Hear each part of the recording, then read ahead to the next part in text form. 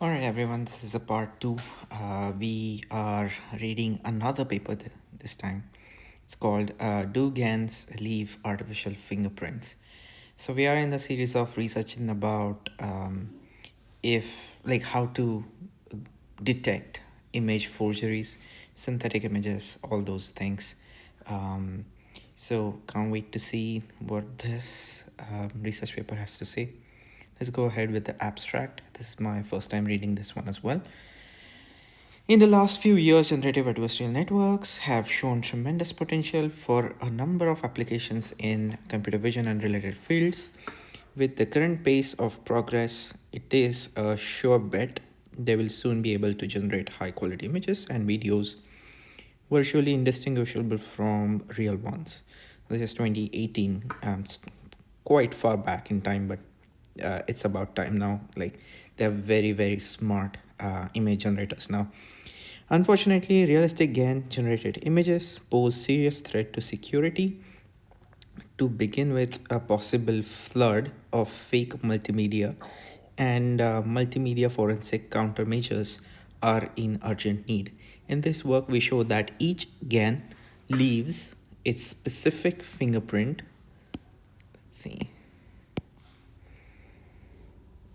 We show that GAN leaves a specific fingerprint in the image it generates, just like a real-world camera mark acquired images with traces of their photo response non-uniformity pattern.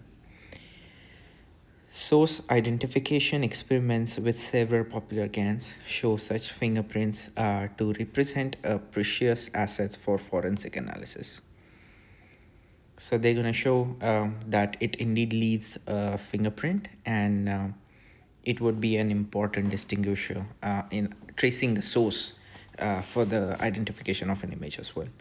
As you all know, I'll skip through introduction, I'll skip through related work, and I'll just go with the exposing GAN fingerprints directly, just to get the field of what they're trying to do.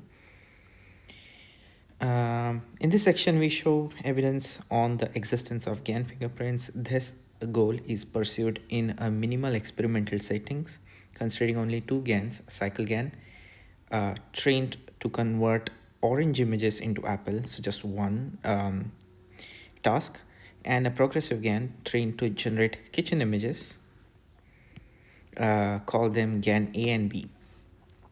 Lacking any statistical model, we consider an extraction pipeline similar to that of the PRNU pattern.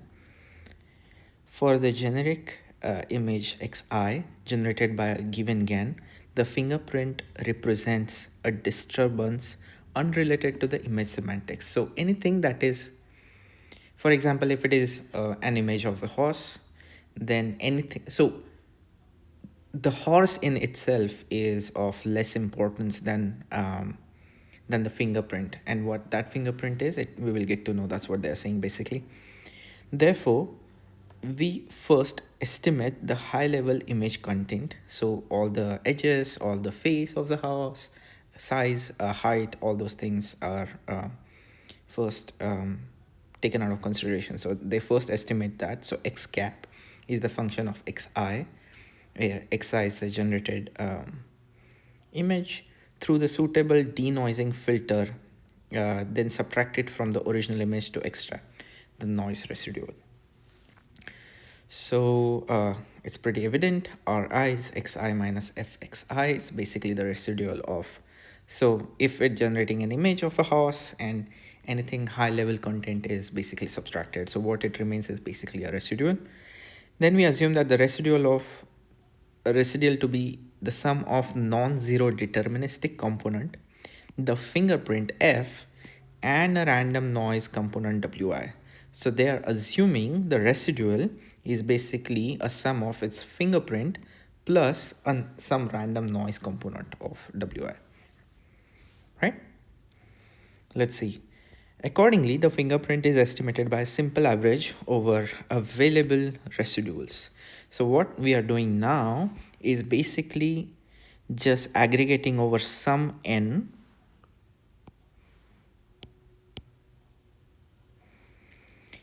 for all the residuals. Guess why we are doing that? So basically, there are a couple of important keywords in here. Let me show you. So see, it says we assume the residual to be the sum of non-zero deterministic component, the fingerprint. So we are assuming this is non-zero deterministic, and this is just the random noise, which is going to be non-deterministic, cannot be determined. So when we aggregate it over, basically, so if we get like maybe 50 samples, 60 samples, 120 samples, all those things, this thing cannot be determined. So we can just, it will all sum down to 0 over all this. And this residual is basically, because the residual is also deterministic and this deterministic, and this will sum down to 0 summation. So over all these samples, the random noise is gonna go to 0. The fingerprint that they are defining is just n divided by n of all the summations of all the residuals. I hope it's clear for everyone. Okay, figure 2 shows, suitably amplified, the fingerprint of two GANs generated over growing numbers of residual, n equals 2, 8, 32, 20, 128, 512. I think it's in the power of 2. Of course, for low values of n, the estimates are dominated by image-related noise. However, as n grows, the additive noise component tends to vanish, and both estimates converge to a stable quasi-periodical patterns. So that's what I was saying. So which we regard as an accurate approximations of true GAN fingerprints.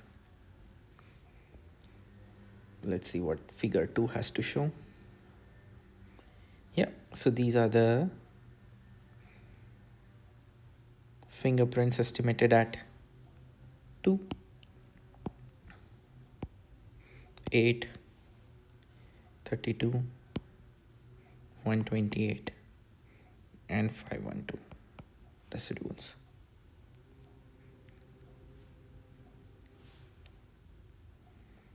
All right, interesting. In figure 3, we show that the energy E of n of these estimated fingerprints as the function of n, together with the best fitting curve of the type approximation of En, is E infinite plus, very interesting equation. I would want to know more on how they came up with this.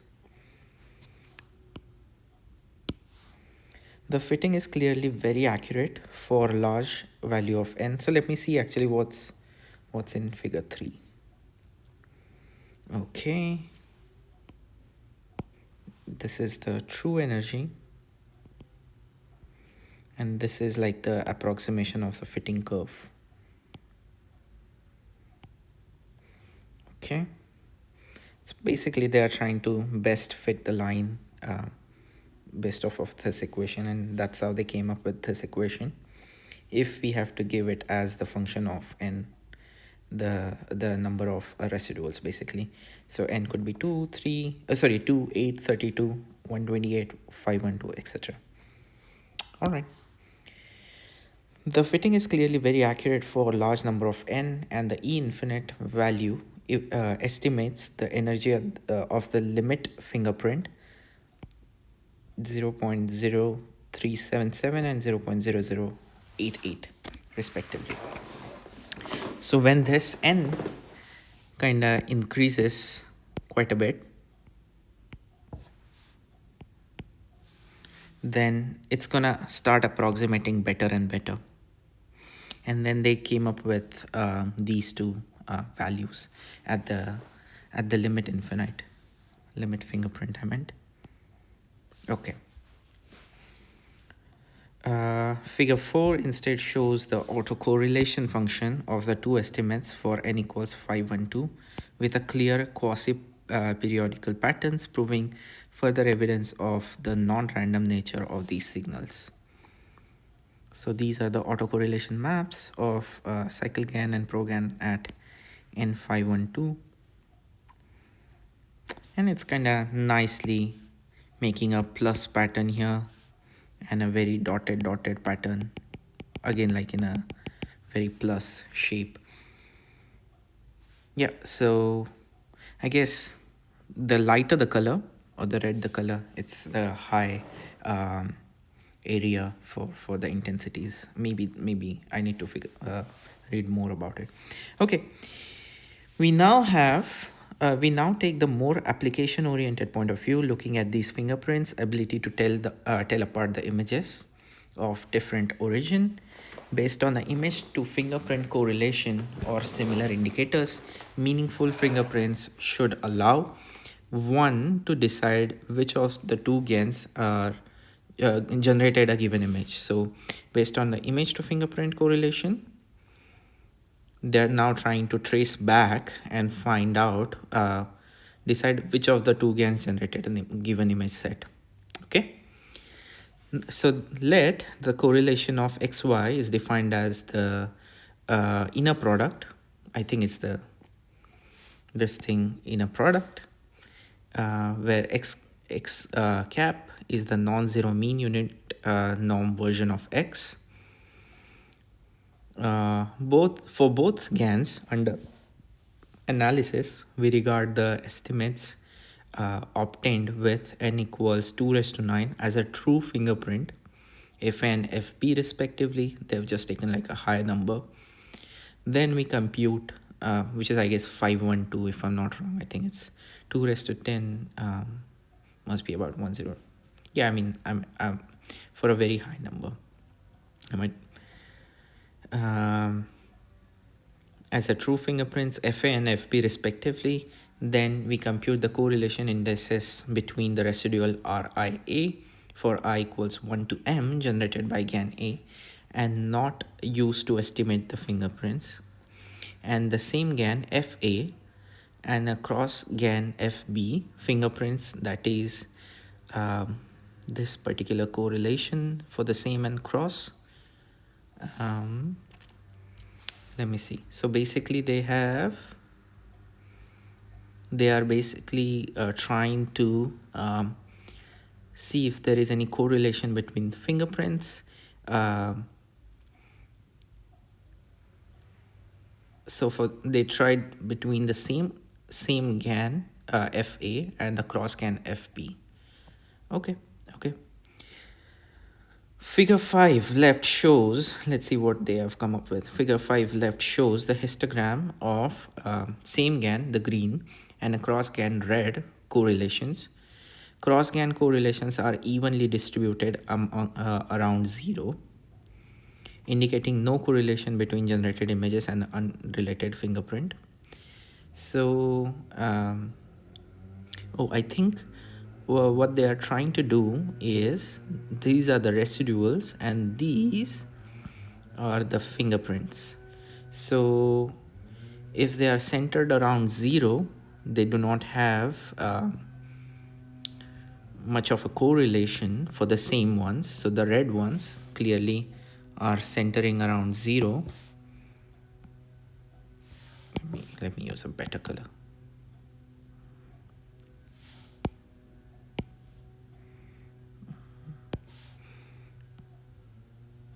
So the cross ones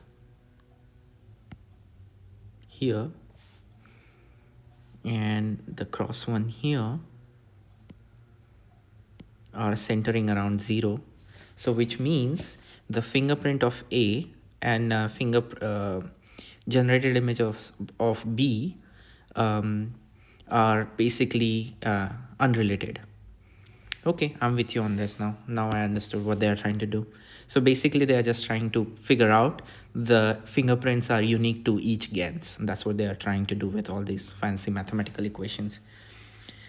On the contrary, same GAN correlations are marked larger than 0, testifying that significant correlation with the correct fingerprint. Yep, with you. This behavior is very similar when GAN-B residuals are considered and the roles are reversed, and see figure 5, right? Moreover, both the cases, the two distributions are very well separated along the reliable discrimination. The corresponding receiver optical operating curves, ROCs, are nearly perfect with the area under the curve 0.990, 0.998 respectively. So yeah, with respect to fingerprints, it's very well divided, and it could be easily traced back. So these fingerprints can indeed be used for identifying or tracing back the origins as well. We carried out the similar experiments for many other GANs, differing for architecture and or training set, obtaining always similar results. These results provide a convincing answer to our fundamental question, showing that each GAN leaves a distinctive mark on each image generated by it, which can be legitimately called a fingerprint. Nice. So now we have proven that each GAN is leaving an unique fingerprint.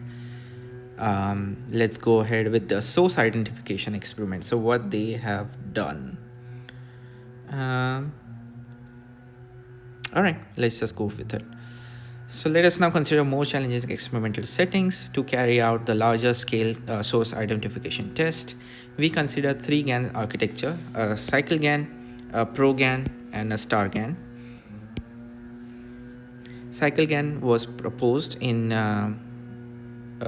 to perform image-to-image translation. The generator takes an input image of the source domain and transforms it into new domain for the target domain. So for the image-to-image translation, to improve the photorealism of the generated images, a cycle consistency constraint is enforced. Here we consider several cycle GAN networks trained by the author on a different source or target domains. The second architecture, progressive GAN, use progressively growing generator and discriminator to create images of arbitrary size which mimic images of the target domain. So this is the size in vary for progressive GAN. In this case, the 6 different target domains are all considered. Like cycle GAN, star GAN performs image-to-image translation, cycle GAN, but it adopts a unified approach, such as the single generator is trained to map an input image to one of multiple target domains, which can be selected by the user. Okay, makes sense. By sharing the generator weights among different domains, a dramatic reduction of number of parameters is achieved. Finally, we include also 2 sets from the RAISE dataset of images acquired by real cameras, so as to compare behavior of the real world and GAN fingerprints. Table 1 lists all the network cameras with the corresponding abbreviations. So the targets and camera model for cycle GAN, apple to orange, horse to zebra, all those things. All right, interesting. First of all, we compute the average correlation between all sets of residuals and all fingerprints. So what they have done is just all the data, residuals, and all the fingerprints of each GAN. With this particular formula, all right, A and B are the spanning across all the sets. So there are a couple of S1, S2s, S3s. They are kind of correlating with a lot of them. And let's see what are S1, S2, S3s. So star GANs basically corresponding quite a bit with all the other GANs. So there is like an intercorrelation. S1 is correlated to S2, S2 is correlated to S3, all those things. Very interesting, because maybe it's all the hair domain, But again, let's see S4 and S5, male and smiling. S4 and S5 are also quite similar. Yeah, interesting. All right. Okay, male and smiling. That's new. All right.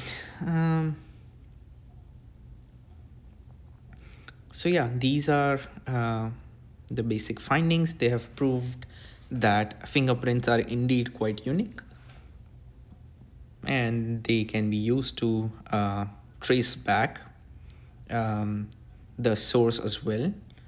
Um, with a simple distinction, you can just put a distinction here and here, and you can able to find out where and how the image might be traced back.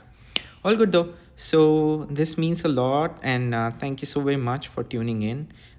Quite interesting read. If you want to go through this paper on your own time, please do. And I like to skim through the major parts of it. I usually skip introduction, I skip related works and all that stuff. But I'll link this in the description in case if you want to go over it and maybe try to read it on your own time in a free time. Uh, Thanks for listening to all the gist and reading and understanding of the papers. Do GANs leave artificial fingerprints? I'll see you guys in the next one.